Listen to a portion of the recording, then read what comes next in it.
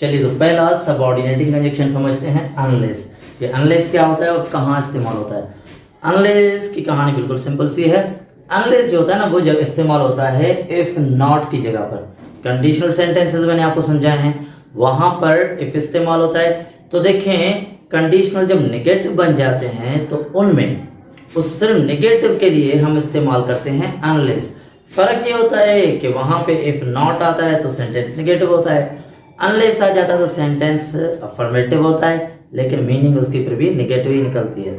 ठीक है, तो देखें ये कैसे इफ नॉट को रिप्लेस करता है, जरा उसको समझते हैं। मिसाल ले लें कि इफ यू डोंट ओबे me I will not teach you anymore.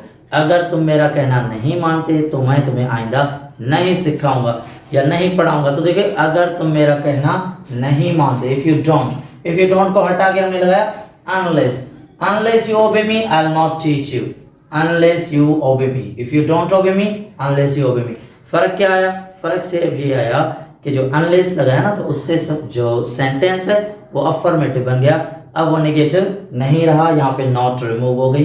Unless he would not invite him unless I said, ये उसको दावत नहीं देता जब तक मैं ना कहता।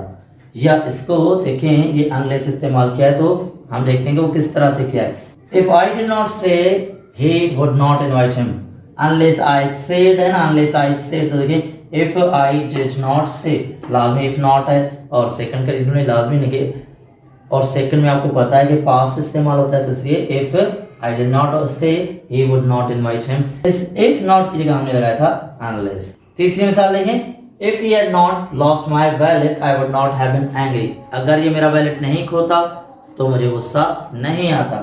ठीक है, तो देखें ये इफ नॉट की जगह हमने अनलेस यूज किया। Unless he had lost my wallet I would not have been angry.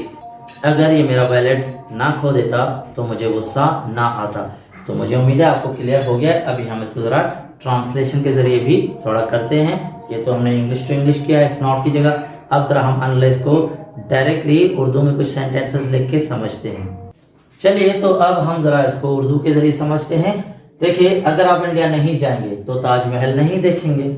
अगर आप इंडिया नहीं जाएंगे, if you do not go to India you will not see the Taj Mahal. पर if you do not go to India, उसकी जगह हम क्या कहेंगे? Unless you go to India you will not see the Taj Mahal. unless you go to India मतलब अगर आप India नहीं जाएंगे। मीनिंग निगेटिव है पर सेंटेंस अफर्मेटिव है। अगर आप इटली नहीं जाते तो गोंडोला में नहीं बैठते। अगर आप इटली नहीं जाते, if you did not go to Italy, तो उसकी जगह हमने क्या लिखा? You would not ride on gondola unless you went to Italy. Unless you went to Italy, अगर आप इटली नहीं जाते, you would not ride on gondola, तो आप गोंडोला में नहीं बैठते। ठीक है, मैं ये काम मुकम्मल नहीं कर पाता अगर आप मेरी मदद ना करते। अगर आप मेरी मदद ना करते तो मैं ये काम मुकम्मल नहीं कर पाता। तो I would not have been able to finish this work unless you had help me. अगर आप मेरी मदद नहीं करते, unless you had help me. तो वैसे होता है if you had not help me, उसकी जगह unless you had help me. I hope आपको बात समझ में आ रही है। जब तक तुम्हारे पास पैसा नहीं होगा तुम यूरोप नहीं घूम सकते। You can't visit Europe unless you have money. जब तक तुम्हारे पास पैसा नहीं है, अनलेस यू हैव मनी। ठीक है, तो मुझे उम्मीद है आपको क्लियर हो गया अनलेस कैसे इस्तेमाल होता है। अनलेस इफ नॉट की जगह इस्तेमाल होता है और इसका सेंटेंस जो है वो अफर्मेटिव होता है, मीनिंग इसकी निगेटिव होती है।